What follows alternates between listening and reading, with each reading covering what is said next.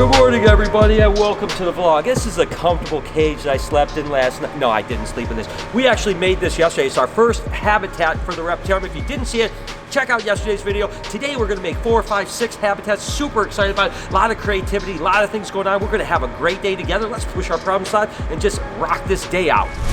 While I'm down here making these habitats for the expansion of the reptarium, I'm thinking first off, it's like, what's gonna go in there? Is it gonna be a snake or a lizard? Because obviously snakes and lizards need different type of environments. With lizards, they really need like terraces. So we're looking at like ledges that we can put in there, different types of levels so that they can get higher to the basking light. They don't really need the substrate heat because they're basically gonna be basking heat. So we look at different types of elements here that we could potentially add, again, giving them a hot spot where they can get relatively close to, as well as the UV light up there. With snakes, it's a lot different because they need the belly heat, so we definitely need to make sure we have area, as well as like, let's say, water dishes. Lizards a lot of times don't need as much water because they don't do as much soaking. I mean, water monitors and stuff like that do. But with snakes, you know, you need an area for a big water basin like this so they can get into. So it depends what size snake. Well, the fact that we're building all larger enclosures here, which means that we're gonna need areas for big water dishes like this. So again, you're just kind of, you know, putting the puzzle together. What's going in there? I may not know the exact animal yet, but I know it's gonna be a snake or a lizard, and that's how we start the process of building these habitats out. A food bowl or a water bowl like this for, say, a rhino iguana is fine because they really don't swim in the water. They don't need a lot of area, which is good, but they do need branches, and we need to be able to climb. Smaller lizards, maybe something like this. You know, this is a cool little element that we can add in here. I mean, there's even like a big element here that we can add into cages that, you know, for an animal to climb up and stuff like that. So again, a lizard's gonna utilize that as well. We can add that to snake cages as well, but it's just kind of thinking through the process. And even things like this, like rocks, this would be good for snakes or lizards because, you know, snakes can rub on this to help shed. Lizards like to perch up here getting close to the basking light. So again, a lot of thought process that goes into it, but it's kind of a work in progress, right? We don't like plan too much ahead. We just get to a habitat and we just start building and adding elements until it looks awesome and is perfect for the actual animal that might go in there. You know, this is another day of banging, screwing, and gluing. It's a glamorous job.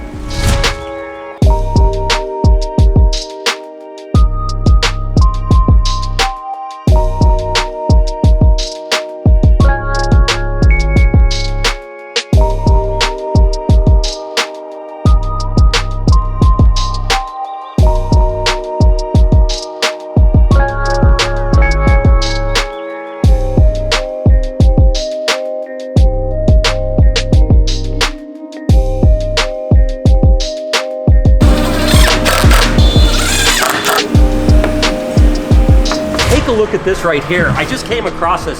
I'm thinking I might add this into Casper's cage, you know, because Casper does like to soak, and he has a basin that he can soak in, but something this size might be really cool. So I'm going to see, here's another even smaller one over here. So these are the type of things that I can add to even the existing cages that we already have, you know. So as much as I'm trying to build out the new expansion, I'm thinking of cool things that can go into the old place too to make it that much better and the animals that much more happy.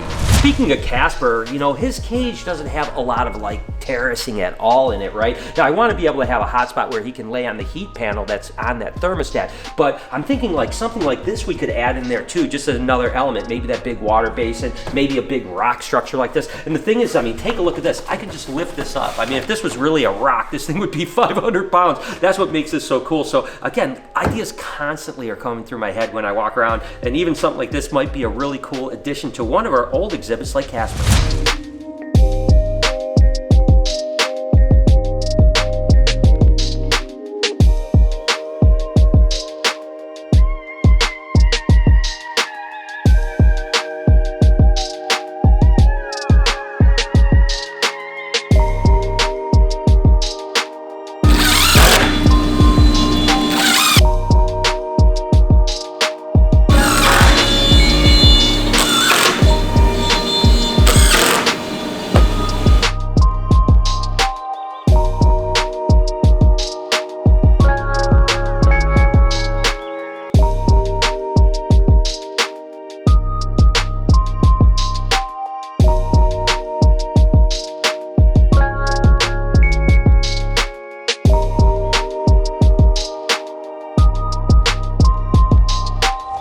we got the 4 littler cages. The smallest cage we're gonna do, we're on to now 6 foot by 6 foot by 7 foot cage right now. So just gonna start assembling these guys up and repeating the process. And these guys should be pretty cool. I can't wait to get them over to Stuart and have him kind of fixture up. They're gonna be pretty dope. Now for the fun part, we get to actually fixture some more enclosures out. So here we go, another box heading to Stuart for fixturing out. We're making some pretty good progress. The last time that we started this, I think it was like day 3 or 4 before we even made an entire enclosure. And here we are really on the 2nd day and we're already crushing like 3 or 4 enclosures out. So things are moving pretty quick, but we do have a long way to go. And I will say this, the hardest enclosures, the real custom ones, the big ones are coming up. That probably won't happen until the next trip I'm here. But as for now, let's get this one going and see what magic Stuart has to offer. Like I mentioned, we don't want to plan too much out. We want to kind of go for it. And I want Stuart to just be able to obviously use his creativity. So there's this yin and yang, right? Stuart wants the coolest looking cage. I want the functionally coolest looking cage. So it's back and forth. So what we decided here is that, you know, I think a snake will go on this enclosure here. And we have a nice rock here that can be a basking spot where it can go up on. And then it's got this kind of rocky bottom over here, which is cool. But now I can still put the heat panel in the back corner over there, which is completely fine. The water dish can come over here, which is where you want the water dish to be away from the hot spot. Anyways, he's going to build up the area back here so the snake can't hide back there and get over there. So again, terracing looks cool, functionally good. It's kind of the perfect marriage of two kind of worlds. You guys know that even in the winter, I'm typically in a t-shirt, but what you might not know is that I hate cold weather.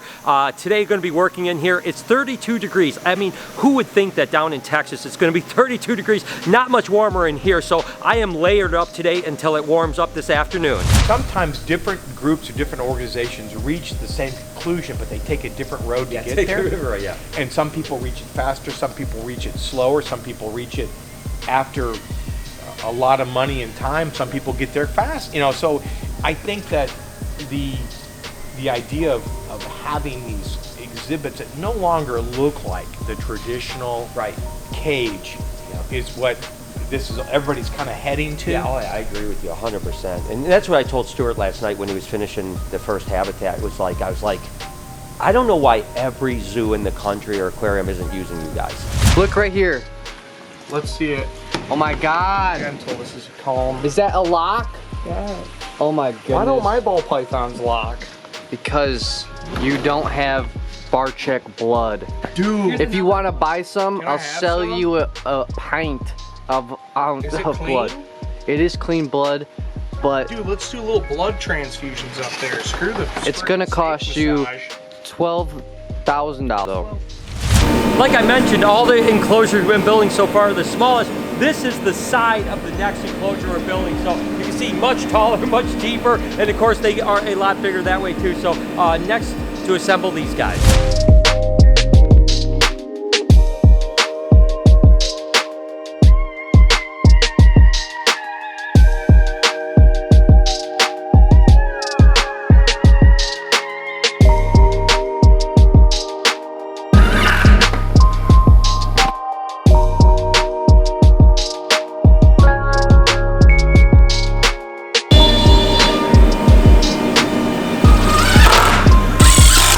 And that's the last screw on the 6-foot cage. I mean, just take a look at this thing. I can almost live in here. I mean, this is definitely a step up. The majority of the enclosures are gonna be this size or even larger with the expansion. So Mary's gonna let me actually do this. It's pretty cool. We're gonna put the Savu pythons together. So we have to mark the male with a silver marker just so it's easy to distinguish, you know, who's who when you're going to clean separate them. So we have the male Savu python here. I want to see if he knows what he's doing. Okay. And then I think we're just gonna put it right down the back. I sure hope so. It says male on the front there. Oh wow. So I'm gonna go ahead and trust it. Oh dude, come on now. It's not gonna bite me. So we literally just put a little stripe down here. Oh, whoa, putting a little crooked. Whoa. So now we know that this guy's the male. Just so when they go to flip them, it's a lot easier. Yeah, of course. To determine. These guys are really cool too. I like these. They're like a miniature. Look at this, almost. dude. Wow. And here we go. There we go. That was one. Okay. Fluid motion. Love is in the air already, huh? I'm telling you. She's trying to get away. She's trying to get away. Yeah. That's how a lot of my relationships go. Usually a lot of running and acoustic guitar playing. Here we go. Oh, wow. Okay, the tub's a little sticky. Wow. Hold on a sec. This isn't breeding isn't as easy as wow as it looks here. You Hold make Wow. it look We got- very easy. Yep, we've got it there. Wow. We want to just make Eric, sure the the animal. snake whisperer. wow There, it's this is we can going cut well. this. We can cut that out. There. Wow, so how many Together. different Savus are we putting together? You know what? I think we only have. That's it? We just have the pair, yeah. Oh. Oh, Okay. wow. Well, there you go. Well, I guess it wasn't that bad then, because if we had a bunch of those, you would have never got that done. No, But I since would we just had literally be two- putting the OT in for sure. Yeah, For sure. But exactly. really exciting, man. I love snake breeding. I mean, who doesn't? They're going together. We're gonna get eggs soon. Baby snakes. Dude. Next question. You What? guys want to do mangroves next? Dude, I'll do it, dude. You guys may not know this, but I sprained my ankle a few weeks ago. I'm okay, I'm fine. Well, this right here is a hole in the ground right here. Now, I've been coming here for the last couple years, and I have actually twisted my ankle many times on this hole right here. Well, yesterday, my ankle's getting a little bit better, and guess what? I went in here, twisted my ankle, now my ankle hurts again. The thing is, you know, I'm always trying to make an impact on the world the best I can, right? Well, this used to not be blue, but after I sprained my ankle again yesterday, they painted blue, so I think I'm making a difference in the world, you know, if you know what I mean? Saving people's ankles in the future. As I was saying, Stuart came up with a good idea, maybe not take up the surface area, and we can put that right there, secure it to there. I think that's way better, because now we even have almost a little makeshift hide underneath where the snake could actually get in there and feel comfortable, but also can climb up here. Don't lose surface area. I think that might be the best bet for sure. I like it, sir. That's awesome. We'll put it in. All right.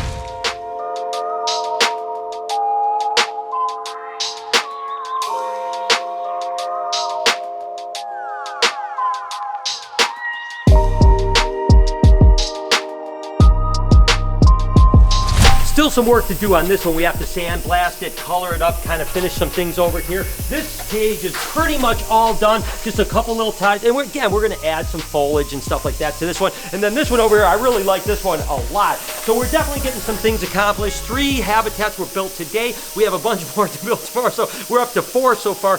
This is amazing. I love doing this, and I love the way they're looking. Again, once these guys are pictured out with all of the foliage and stuff, it's gonna look absolutely incredible. And that is it for today. If you like this video, here's yesterday's video right here. You can see the start of this build. Here's an entire playlist of building the Reptarium before the expansion. Over here, you can hit that subscribe button, turn the post notifications on. Have a wonderful day. I promise I'll see you guys tomorrow.